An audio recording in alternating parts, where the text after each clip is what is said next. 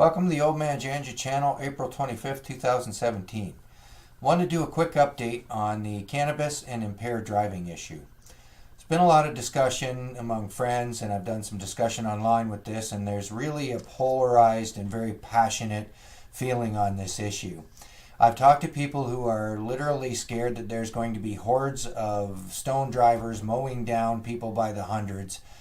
All the way to people who are in my situation and even worse, who are terrified that because of their medicinal cannabis use, they're going to get pulled over and falsely be accused of being impaired driver, being arrested, being treated like a criminal, having to spend thousands of dollars, possibly spending a night in jail, losing a car, the whole gambit.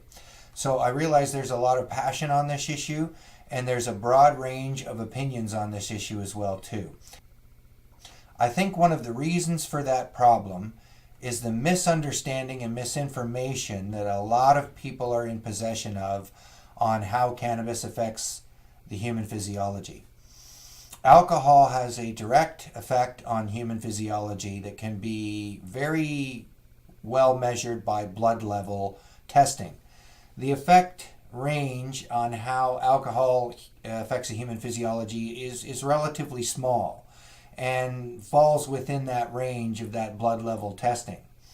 The effects cannabis can have on the human physiology are a vastly wider range, all the way down from having virtually no effect at all to having an extreme impairment in some individuals who have a very, very heightened endocannabinoid system.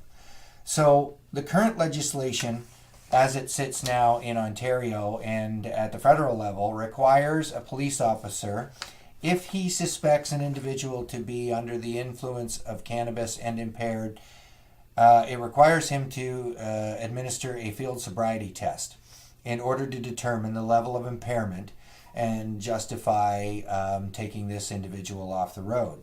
Those laws are about to change dramatically. The proposed new legislation will establish two different levels of offenses. The first will be described as a lower level offense, and that is anything between 2 to 5 nanograms in your blood. And that is you will be subject to a fine up to a maximum of $1,000. The first upper level offense, which they call a hybrid offense, will be having more than 5 nanograms of THC in your bloodstream. I'm guessing, I know I will, I probably have that on a regular level from the time I get up to the time I go to bed. And I'm guessing that most medical patients, especially ones dealing with some severe diseases, or doing post-cancer maintenance therapy, will have much more than 5 nanograms in their bloodstream.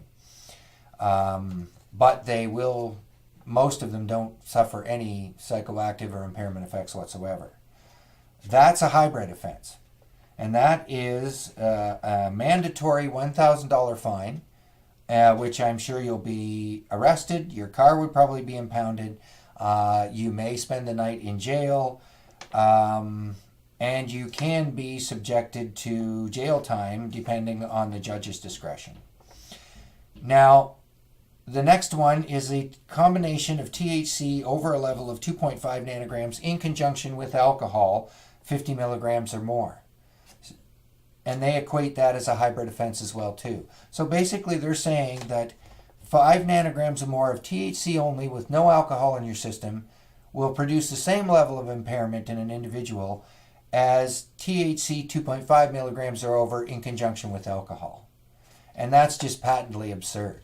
It's ridiculous, especially to someone who's used cannabis daily as a medicine. Given that it has reduced most or virtually all of my medical symptoms, it has restored my health and well-being, which makes me a much better driver. And my medical record and driving record reflect that.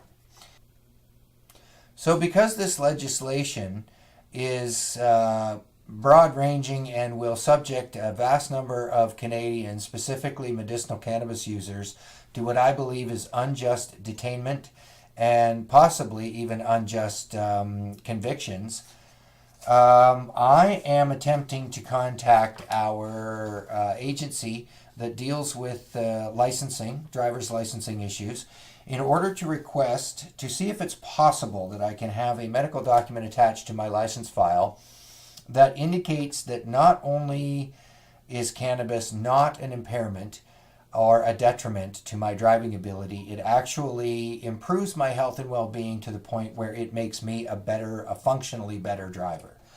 I don't know whether this will be possible.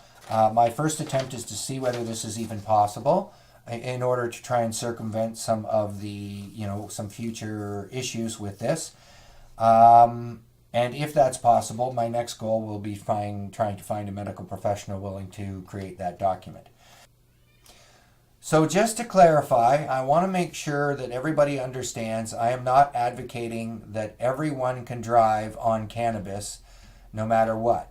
Cannabis effects on the human physiology are very different, and they fall in a much bigger range, all the way from having virtually no effect whatsoever to some people being hypersensitive to cannabinoids, where they are virtually unable to take any cannabis and function whatsoever.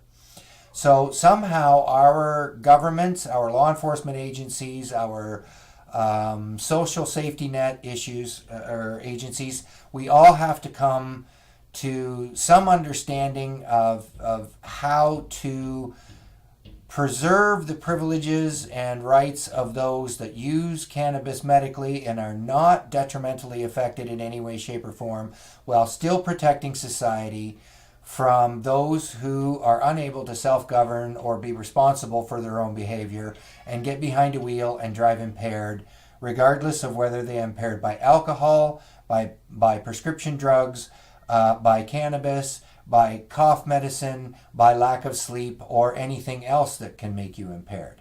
Our goal should be to reduce impaired driving on the road, not to appease the unrealistic fears of a vast majority of society by unjustly labeling a good number of individuals as impaired drivers and criminals. So thanks for watching. I'm going to do some editing on this video. As always, I'll try to cut it down as much as possible. If you want to look at some of the other videos on some of the other topics, by all means go ahead. There's usually a summary if the video is very long, and as always I try to post a link underneath so that you can go and find the references or studies that I've discussed in the videos themselves.